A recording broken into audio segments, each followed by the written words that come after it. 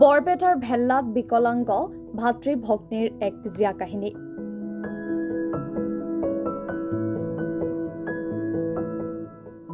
বৰপেটা জিলাৰ বৰপেটা সদৰ থানাৰ অন্তৰ্গত ভেল্লা দুৰ্গাপুৰ গাঁৱৰ উছমান গনিৰ কন্যা নুৰ নেহা আৰু পুত্ৰ খাইৰুল গনি। সন্তান দুজন জন্মৰ পৰাই মানসিক বাধাগ্ৰস্ত। পিতৃয়ে কোনোমতে দিন হাজিৰা কৰি নিজৰ পৰিয়াল লৈ জীৱন যাপন কৰি থাকোঁতে হঠাৎ এক অঘটন ঘটিল। পিতৃকো ভৰি অচল কৰি পৰিয়ালৰ একমাত্ৰ সাহস ও অসহায় কৰি পেলালে।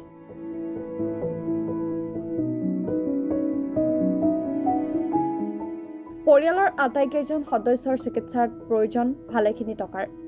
আজি ভাৰতীয় জনতা পাৰ্টীৰ সংখ্যালঘু মৰ্চাৰ উপসভাপতি তাবিবৰ ৰহমানৰ উপজাদিন উপলক্ষে তেওঁ বৰপেটাৰ ভেল্লাত দুই বিকলাংগ ভাতৃ ভগ্নীৰ ওচৰত উপস্থিত হৈ আৰ্থিক সাহায্য আগবঢ়াই লগতে কিছু খোৱা বস্তু যোগান ধৰে। তাৰ লগত সংগ দিয়ে বজালী জিলাৰ সংখ্যালঘু মৰ্চাৰ সাধাৰণ সম্পাদক অধিবক্তা নজমুল হকৰ লগতে বিশিষ্ট ব্যক্তিসকলে।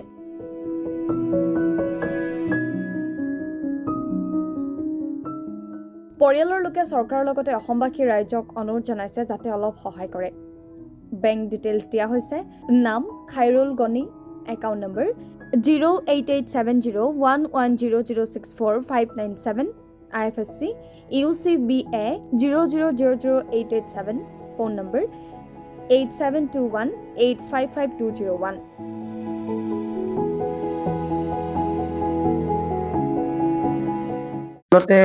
একচুৱেলি মোৰ ভাইটি ইছুফৰ এটা ফেচবুক শ্বেয়াৰ কৰিছিলে।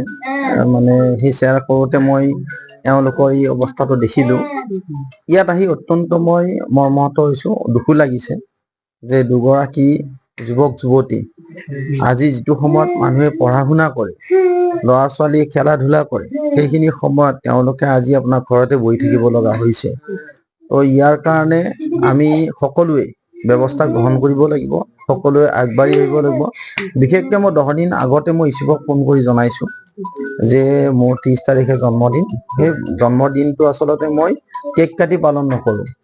প্ৰত্যেক বছৰ এই ধৰণেই মই মানুহৰ ঘৰত যাওঁ। তো সেইকাৰণে আজি মই খাইৰুল আৰু নুৰ নেহা দুয়োজনকে মোৰ জন্মদিনৰ উপহাৰ হিচাপে আজি তেওঁলোকক সামান্য 10,000 টকা আৰ্থিক সাহায্য আৰু অলপ খাদ্য তেওঁলোকৰ কাৰণে ব্যৱস্থা কৰিছোঁ। আৰু মই ভাবোঁ এইখিনি তেওঁলোকৰ কাৰণে নহ'ব, এইখিনিৰে তেওঁলোকৰ গোটেই জীৱনটো নচলে। আমি ভাবিছোঁ যে তেওঁলোকক যাতে ভৱিষ্যতে এটা স্থায়ী সমাধান কৰি দিব পাৰোঁ, তাৰ বাবে আমাৰ মাননীয় মুখ্যমন্ত্ৰী ডক্টৰ হিমন্ত বিশ্ব শৰ্মা ডাঙৰীয়াক এই কথাটো আমি অৱগত কৰিম। আৰু বিশেষকৈ চৰকাৰৰ বিভিন্ন ধৰণৰ আঁচনি আছে, ব্যৱস্থা আছে। এই ব্যৱস্থাৰ জৰিয়তে এই ঘৰখনৰ যিটো সমস্যা, এই সমস্যাটো সমাধান কৰাৰ কাৰণে আমি চেষ্টা চলাম। আৰু ইয়াৰ লগে লগে আপোনালোকৰ সংবাদ মাধ্যমৰ জৰিয়তে মই কেইটামান আহ্বান কৰিব বিচাৰিছোঁ। বিশেষকৈ আমাৰ প্ৰাইড এণ্টাৰটেইনমেণ্ট অৰ্থাৎ নিউজ লাইভৰে CMD আমাৰ ৰিংকি ভূঞা শৰ্মা বাইদেউকো আমি আহ্বান জনাম যাতে তেখেতেও যথেষ্ট সহায় সহযোগ কৰে। আপোনালোকেও জানে যে এই পৰিয়ালটোক যাতে তেখেতে সহায় সহযোগ কৰে, তাৰ বাবে আহ্বান জনালোঁ। আৰু ইয়াৰ লগে লগে বহুত এনেকুৱা শুভাকাংক্ষী ব্যক্তি আছে, হৃদয়ৱান ব্যক্তি আছে অসমত এতিয়াও, তেখেতসকলে হয়তো গম নাপায়।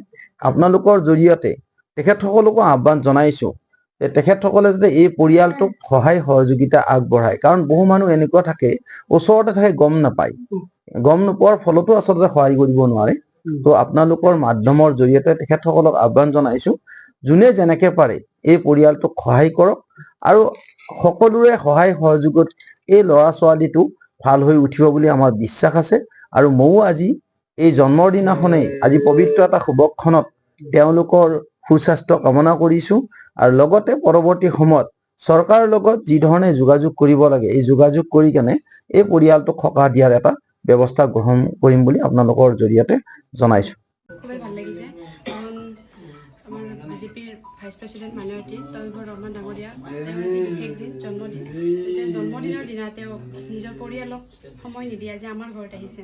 তাৰ বাবে আমি মানে বহুত সৌভাগ্যৱান বুলি নিজকে ভাবিছোঁ আৰু মুখ্যমন্ত্ৰী ডাঙৰীয়াক এইটোৱে অনুৰোধ জনাইছোঁ যে তেওঁ মানে অলপ ইহঁতৰ মুখৰ ফালে চাই অলপ সহায় কৰে যেন সিহঁতৰ লগত মই বহি মই ভাবি থাকোঁ আৰু সিহঁতক চাই থাকোঁ যে আমি নিজকে এনেকৈ ভাবোঁ যে যদি আমাৰ কিবা এটা দুখ লাগে ন আমি এনেকৈ ভাবোঁ চালা কি লাইফ জীয়াই আছোঁ কিন্তু সিহঁত দুটাৰ ফালে চাওকচোন মোৰ সাধাৰণ পোষ্ট এটাৰ ফেচবুক পোষ্ট এটাৰ বিনিময়ত যদি কোনোবা সিহঁতক সহায় কৰে হ'লে আহক মোৰ ফেচবুক পোষ্টটোৰ দ্বাৰাই 7,400 টকা মানে মোৰ তাতে আহিছিল মই সিহঁতক দি দিছিলোঁ মানুহখিনিও বহুতেই গম পোৱা নাছিল যে গাঁৱৰ মানুহখিনিও আগবাঢ়ি আহিল ভেল্লাৰ মানুহখিনিও আগবাঢ়ি আহিল আজি তবিবৰ ৰহমান ডাঙৰীয়া দাদা তেওঁ আজি আহিল তেওঁ পিংকুদাৰ ভিডিঅ'টো চাই কিনে আহিছে তো যি নহওক মোৰ হাজবেণ্ডক এনেকৈ কণ্টেক্ট কৰি আহিল তেওঁৰ দৰে যাতে সকলোৱে আগবাঢ়ি আহক সেইটোৱে কামনা কৰোঁ